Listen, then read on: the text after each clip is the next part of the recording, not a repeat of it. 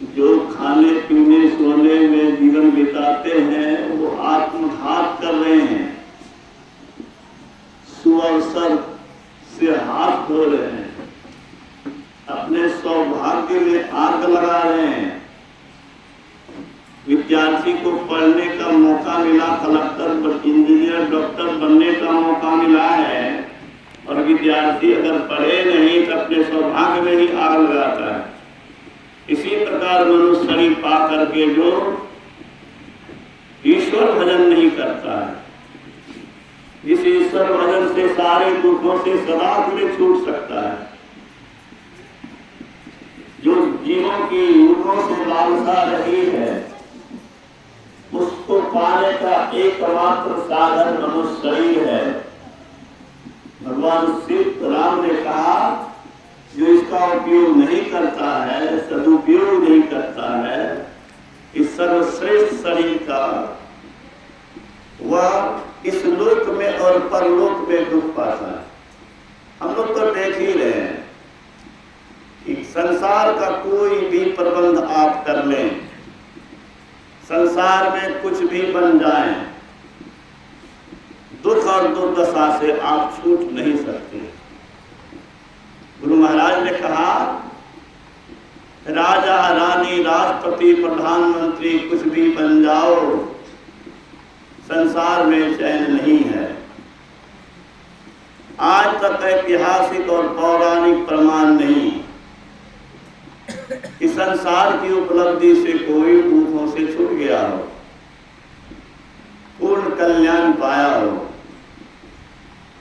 कल्याण का अर्थ है सारे दुखों से छूट जाना, नित्यानंद ब्रह्मानंद पाना, जिस आनंद से भिन्न होने का, अलग होने का कोई प्रश्न ही नहीं है। उसको गुरु महाराज ने अमर सुख कहा है।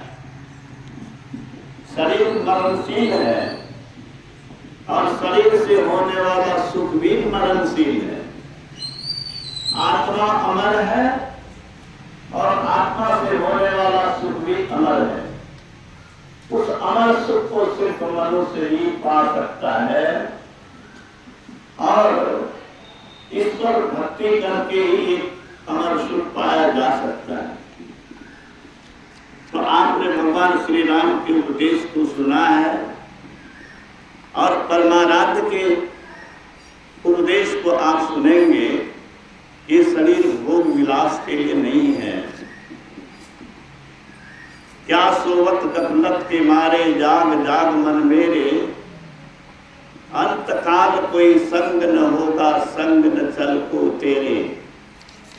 यह धन धाम कुटुंब कबीला सब स्वार्थ के चेरे, अपने अपने सुख के साथी हेर न को सुख तेरे।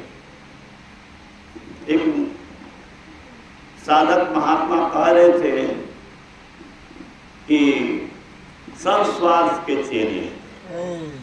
मैंने कहा कि स्वार्थ के चेहरे तो हैं ही, लेकिन इसके साथ और भी एक बात है, किसी में सामर्थ्य नहीं है कि आपका हमारा दुख बांट ले।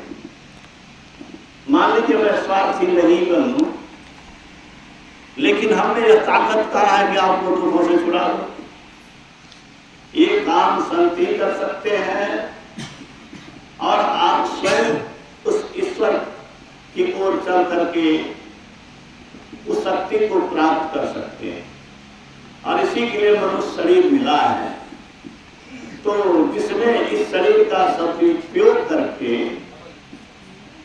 काल को चुनौती दिया, मूर्ति को चिंता किया, जिनके इशारे पर वर्षा हुई, जिनके कहने पर वर्षा रुकी, जिनकी इच्छा मात्र से निसंतान को संतान हुआ, जो शरीर में नहीं रह करके भी विश्व में लाखों भक्तों का कल्याण कर रहे हैं, उनका अमृतमय उपदेश अब आप सुनेंगे।